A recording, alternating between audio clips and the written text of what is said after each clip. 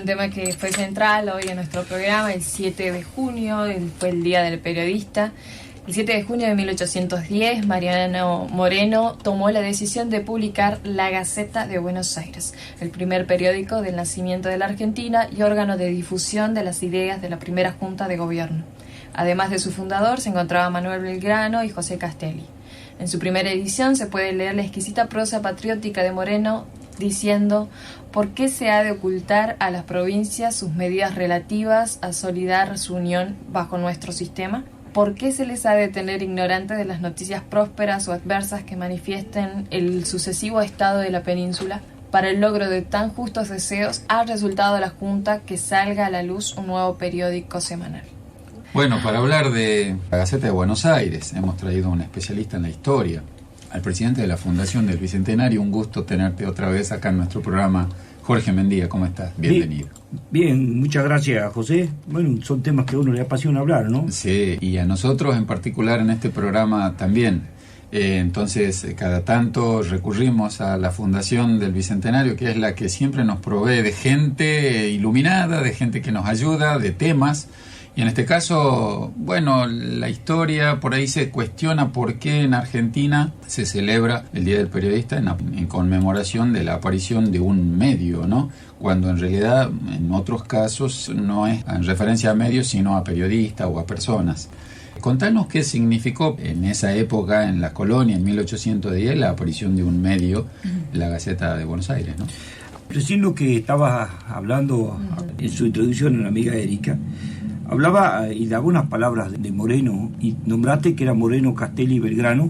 Decirte que dos de esas personas, Castelli y Moreno, estudiaron en lo que es la Universidad de Chuquisaca, que hoy se conoce como Ciudad de Sucre, que no dejó de ser la antigua ciudad de Villa La Plata, y por cierto se llamaba Villa del Plata porque lo tenía al Potosí muy cerca. Es un lugar mucho más tranquilo para vivir, menos inhóspito, porque lo que es Potosí está muy alto y este lugar está más bajo, lo cual permite una convivencia mucho mejor.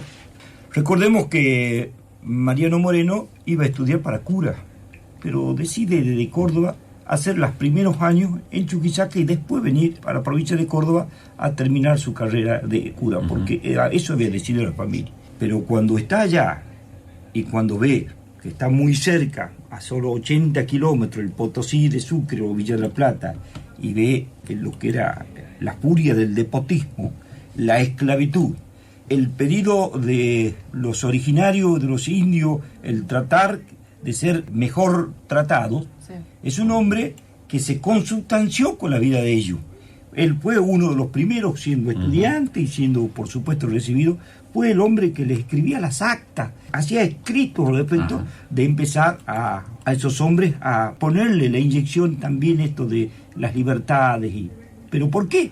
Porque esa universidad ya hablaba de independencia por los curas jesuíticas. La de claro, Chuquisaca. ellos fueron todo lo que iban poniendo, digamos, la púa de lo que era la independencia. Iban formando revolucionarios de alguna manera, ¿no?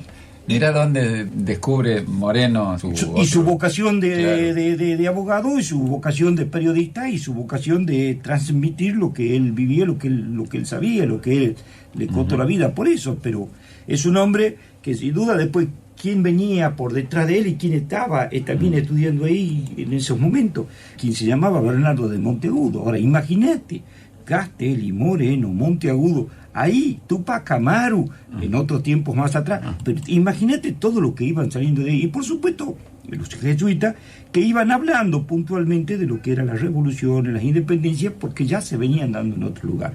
De hecho, también nos contabas que Bolivia era uno de los primeros países en plantear esto del desafío a la autoridad y la libertad y la independencia, ¿no? Y claro, puntualmente por los jesuitas. Claro. Los jesuitas, ellos tenían algo que se llamaba el Instituto Carolina. ¿Qué era el Instituto Carolina? Como decía ahora, tenemos el doctorado. Entonces ellos elegían ciertas personas, lo ponían en la Escuela Carolina o en el Instituto Carolina, que era en el mismo edificio a donde estaban los jesuitas, que no se podía entrar, tiene un nombre especial, no recuerdo en este momento, pero ellos tenían un aula a la par y en esa aula enseñaba. Estuve presente ahí. Quería conocerlos. ¿Cuál era el aula del Instituto Carolina? Un aula simple, sencilla, de una escalera normal y común, pero con una manzana de edificio que decís, no puede ser que acá estuvo fulano, sultán, y empezás a pensar. Y que además exista todavía, cuando acá en Tucumán tenemos la tradición de que se tira todo abajo, ¿no? Digo, como para meter un bocadito en algo de cómo... Sí, es una locura el nuestro, es una locura el nuestro. Entonces, uno por ahí termina diciendo, bueno, ¿cómo no va a hacer esos prólogos ese hombre? ¿Cómo no va a tener ese pensamiento ese hombre con Castelli? ¿Cómo no van a ser independentistas cuando estuvieron en la boca de lo que era la opresión y la esclavitud en nuestra Sudamérica? Nada más y nada menos que con la Mita y el Yanaconago en Potosí. Y él es uno de los hombres que empieza a hablar que había que sacar esto del pago del trabajo, de la comida y eso, en la esclavitud, y que cuando ellos sabían, hasta el día de hoy, vos te vas a Potosí y te hacen una cuestión de turismo, te hacen una visita, y ellos te dicen, antes de entrar, por supuesto, tenés que comprar algunas cosas para llevarle a lo que es el diablo de ellos adentro, tiene un nombre, y cuando están llevando, te piden que compres dinamita para que le entregues a las personas que están adentro. Entonces vos vas con unos cartuchos de dinamita, o bien le estás entregando a la otra persona a los efectos que la lleve la otra, porque si yo dinamita no toco. Y cuando te meten en esas cuevas del Potosí, te va el guía explicando y te dice, por supuesto que lo tenés en todos los idiomas a los guías, y te dice, bueno, acá el promedio de vida de una persona de 37 años, 38, 40, y dice, cuando usted escucha una persona toser, es porque ya está contaminándose sus pulmones, por cómo viven acá. Por supuesto, también te explican, acá nadie está obligado, lo que viven acá es porque quieren trabajar. Y dice, bueno, y cuando ya empieza esa persona a toser y empieza a escupir sangre, porque ya tiene su enfermedad mucho más avanzada y está condenado ya a la muerte. Un poco medio exagerado, decía. Esto pasó en la colonia. Bueno, cuando entramos, por supuesto, bueno, lo vi, escuché el toser, escuché las dinamitas, porque cuando yo iba caminando por esas cuevas sentía un golpe. Yo no sabía qué eran esos golpes hasta que le pregunto. Y me dices, bueno, hay tantos pasillos en este Potosí que hay muchos lugares donde se están dinamitando. Entonces, esos son dinamitas que están explotando. Sí, mirá, quiero salir, me quiero ir. Y mucho más que ya había empezado a escuchar toda gente, Bueno, ¿te imaginas si hoy, con democracias, con libertades, esto he visto y me ha impresionado, llevarlo a la colonia y llevarlo a la esclavitud y llevarlo a que no tenían que salir de ahí y ahí se vivían y morían, y que sus familias sabían que cuando iban encadenados estos hombres puntualmente a ese cerro, imagínate lo que sufrían esas mujeres, esas madres, esos hijos. Bueno, ese punto seguramente a Mariano Moreno, que lo debe haber conocido de una forma puntual, es una de las personas que sin duda ha tomado partido en el partido de la Revolución por la Independencia. Pero entre Potosí y Sucre, en un pueblo muy chiquito hasta el día de hoy, ahí nace otro grande. Entonces, son personas que, por cierto, tuvieron y supieron lo que estaba pasando en esos lugares. Conocieron esa realidad.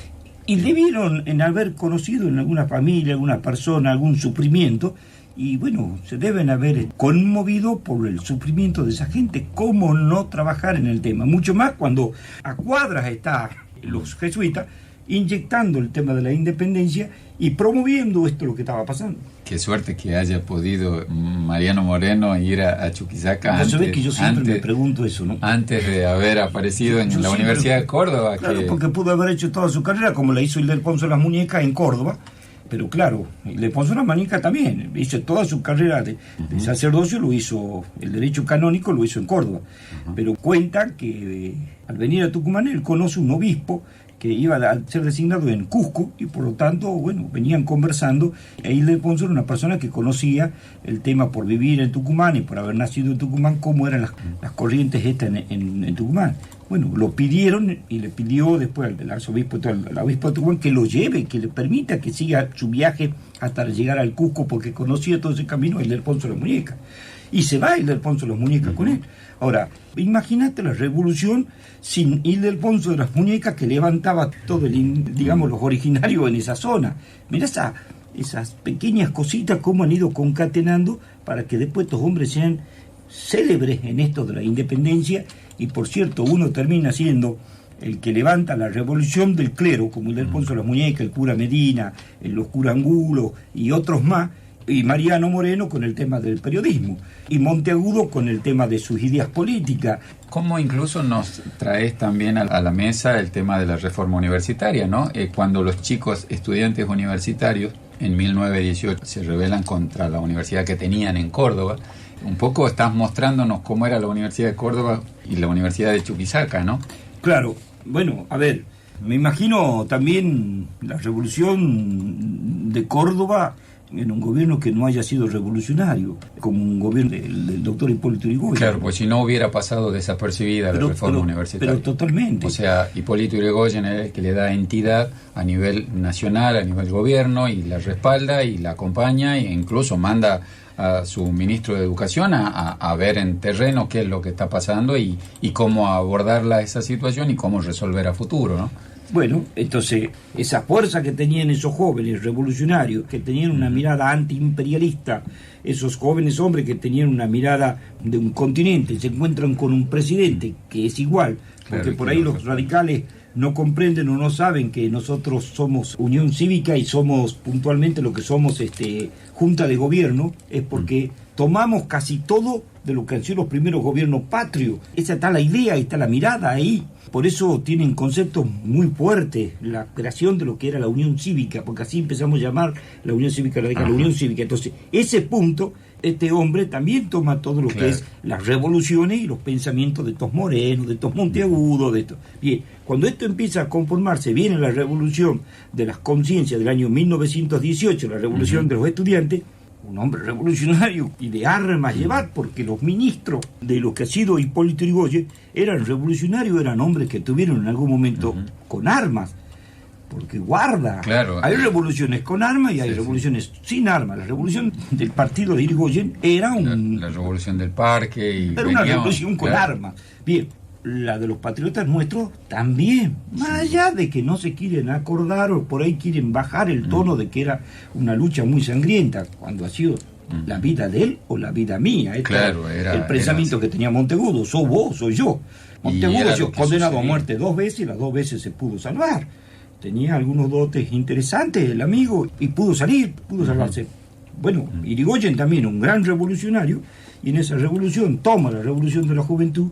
Y bueno, hoy podemos celebrar esto de lo que es la revolución, la reforma universitaria. Y sin duda después sigue, porque en su gobierno hace 3.000 escuelas, pero no hace todas las escuelas frente de la Plaza Independencia. No, pues sabés que yo pertenezco al Instituto Nacional Yrigoyeniano, y en el Instituto Nacional Yrigoyeniano, por cierto, a veces nos piden algunos datos de las escuelas que cumplen 100 años, y yo con una gran satisfacción veo en el año 17, 18, cómo había muchas escuelas que cumplían 100 años.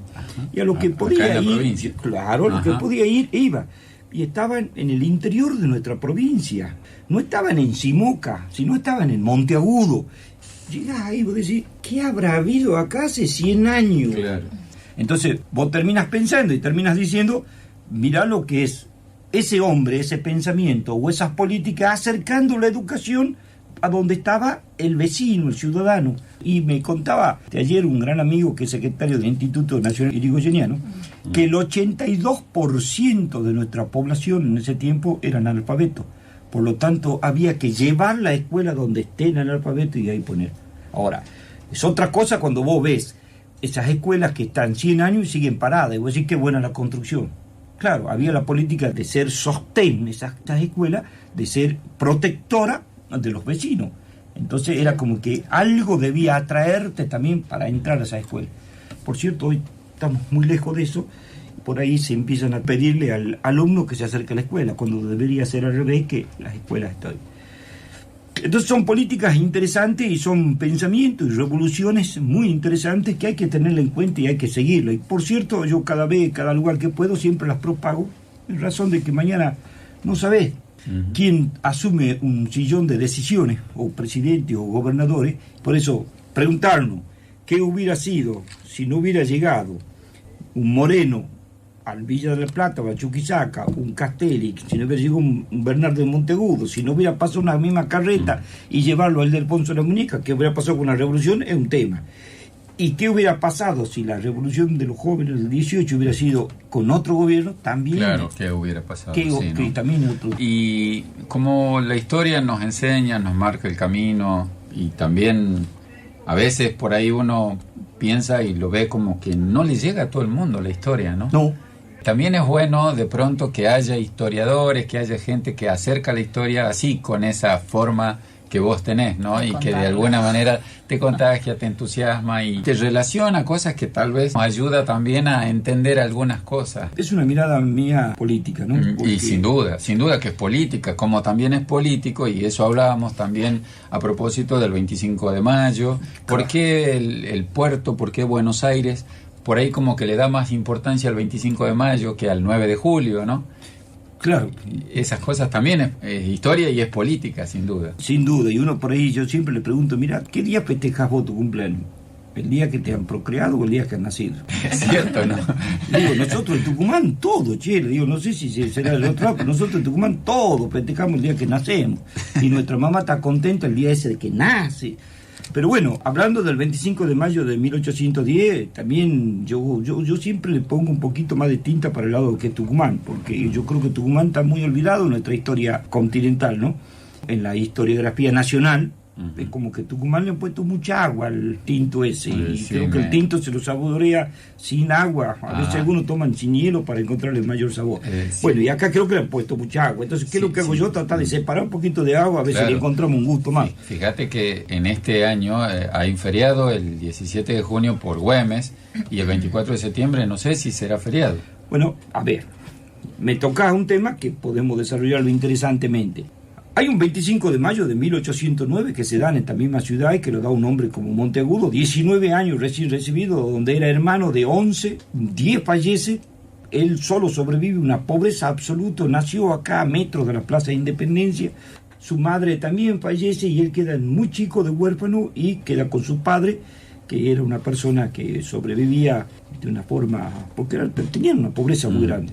Encima, esas sociedades antes se dividían en lo que eran los españoles y lo que eran los originarios. Claro. Y él era mulato.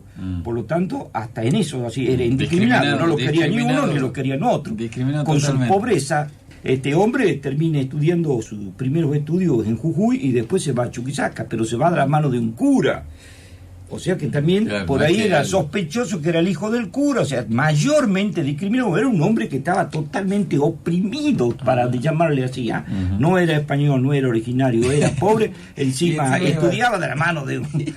Y logra recibirse a los 18 años y a los 19 produce la revolución del 25 de mayo de 1809 en Chuquisaca, el primer grito libertario continental en Sudamérica. 25 de mayo de 1809. Uno de los hombres que lo acompaña en la lucha es Sudáñez, y bueno, hay varios más, a donde esa revolución no ha sido una revolución de conformar un gobierno y sacar a uno, no, ha sido guerras, muertes, él es condenado por ese hecho y venían a matarlo. Bueno, él después termina matando a los que lo perseguían, que lo perseguían, pero después en la revolución se pierde la ciudad de Sucre y de Chuquisaca, se pierde. Al perderse esa ciudad, esa memoria no existe en nuestras personas, nuestros historiadores, la del 25 de mayo de 1809. Pero a diferencia de la del 10, es una revolución continental, porque era un grito libertario para todo el continente. Después viene la del 10, que es por ciudades. ¿Y por qué se celebra esa? Bueno, ahí sí yo pongo las tintas donde vos me acabas de decir.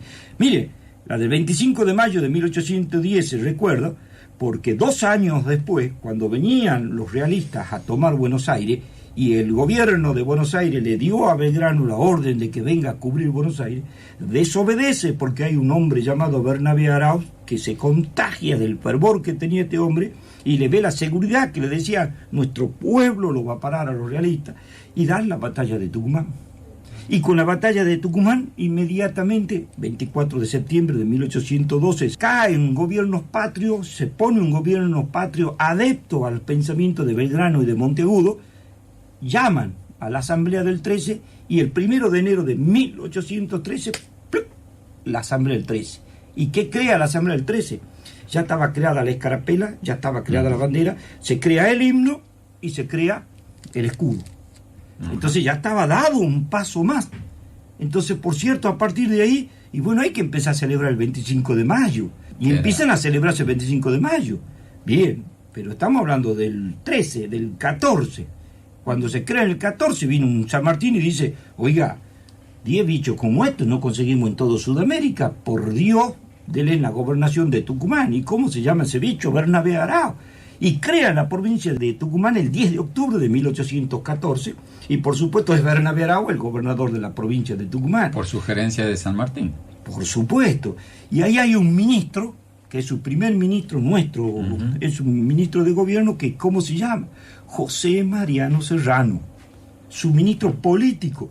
¿Quién es José Mariano Serrano? Después se lo va a conocer porque es el hombre que firma el Acta de la Independencia y en 3 idiomas. Aymara, quechua y español. ¿Y por qué lo hace eso? Porque él vivía también en las zonas del Chuquisaca. Entonces uno termina diciendo, che, tenemos una influencia de los muchachos allá arriba, el Alto Perú. Bien, entonces a partir de ahí, yo les digo siempre a los porteños, miren, no hubiera habido un 25 de mayo de 1810 si no hubiera existido un 25 de mayo de 1809 con un hombre tucumano como Monteagudo. Y no estaríamos celebrando el 10 si no hubiera habido una batalla de Tucumán que salvó la revolución, porque la batalla que salva la revolución, después pelean todo en Jujuy y nunca más se pelea para abajo, porque ya estaba protegido. Claro. Y acá estaba el ejército del norte. Se siguió hacia arriba, después la batalla de Salta. Después la batalla de Salta, el 20 de febrero de 1813, y a partir todo más arriba, hasta que en 1826, la última batalla. O sea, de alguna manera fue Ayacucho, cumplido el objetivo de cubrir, digamos, lo que en ese momento era Argentina, ¿no? Y después, el 9 de julio de 1816, no se podía dar nada más en esta ciudad, la de Tucumán, porque tú, che, ¿por qué se habrá sido elegido Tucumán? Pero qué cosa, claro, qué suerte los Tucumán. Claro, no es casual, sin duda la batalla de Tucumán tuvo su influencia. Tuvo sus antecedentes para hacerlo. Y no solo la batalla, Monteagudo y otros hombres como vos estás mencionando, ¿no? Por eso es que yo te dije, le saquemos el agua al tinto. Lo veamos más puro. Sí. Pero la verdad que, vista así, la historia por ahí entusiasma, ¿no? Sí. Insisto con él. Después las discusiones por ahí menores, si el celeste era el azul del cielo, y si era rojo, si era blanco.